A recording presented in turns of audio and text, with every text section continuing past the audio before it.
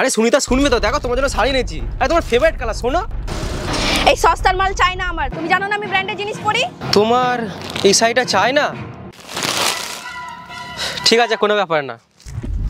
আরে শোনো, কোথায় যাচ্ছ বুবাই?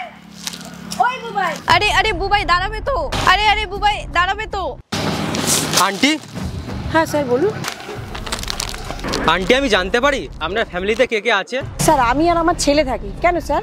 আন্টি, আপনি এই ছেঁড়া শাড়িটা পরে আছেন, মনে হয় আপনার ছেলে আপনার খেয়াল রাখে না।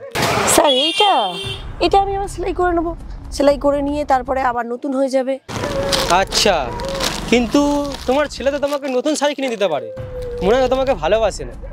স্যার আমার ছেলে আমাকে খুব ভালোবাসে, ও তো সারাদিন খাটে। আমি ওকে বলি যে এত খাটিস না, শরীরটার দিকে একটু দেখ।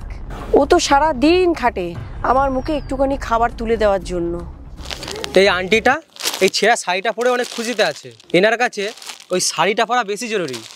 এইটা না ওটা ব্র্যান্ডেড পুরাতন ছেঁড়া, এগুলো না। এইটাই যেন ওনার শরীরটা ঢাকা থাকে। আর দেখো এত কিছুর পরেও উনি ওনার ছেলেকে নিয়ে কত খুশিতে আছে। দেখো তাও উনি ওনার ছেলে কত সম্মান করে।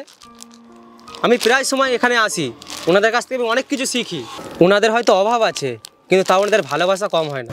সুনিতা, তুমি এখানে এসে দেখো কখনো কম টাকায় কী করে সুখে থাকতে হয়, ভালো থাকতে হয়। আর তোমাকে আমি সবসময় কোনো না কোনো গিফট এনেই দিচ্ছি, তাও তুমি খুশি হও না। এই নিন, এই শাড়িটা আপনার জন্য, আপনার ভালো লাগবে। কিন্তু স্যার এটা তো পুরো নতুন, আপনি আমাকে দিচ্ছেন কেন? আমাকে তো লোক পুরনো কাপড় দিয়ে যায়। না না আন্টি, এই শাড়িটা আপনার জন্যই। আমি জানি এই শাড়িটা আপনার কত দরকার। আন্টি এটা নিয়ে নিন, আপনি যদি নেন আমাদের খুব ভালো লাগবে। অনেক অনেক ধন্যবাদ আপনাদেরকে। আন্টি এটা একবার পরে দেখুন। না না ম্যাডাম, এটা আমি 1 সপ্তাহ পরে পরবো। 1 সপ্তাহ পরে আমার বোনের মেয়ের বিয়ে, তখন আমি এটা পরবো। আচ্ছা ঠিক আছে আন্টি, আমরা আসছি।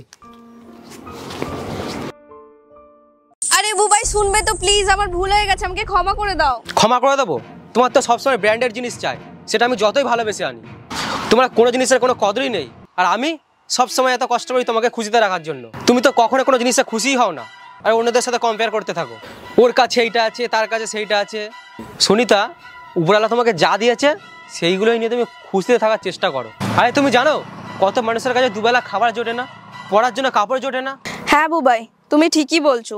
আমাদের খুশি থাকার জন্যে আমাদের উপরে যারা আছে তাদেরকে দেখে লাভ নেই, আমাদের থেকে যারা নিচে আছে তাদেরকেই দেখা উচিত।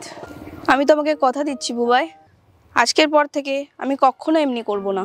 থ্যাংক ইউ বুবাই আমাকে এত কিছু দেওয়ার জন্য। আমি সত্যিই খুব লাকি আমি তোমার মতন বর পেয়েছি। প্লিজ বুবাই আমাকে ক্ষমা করে দাও। হ্যাঁ ঠিক আছে, যদি খুশিতে থাকতে চাও এই কথাটা সবসময় মাথায় রাখবে।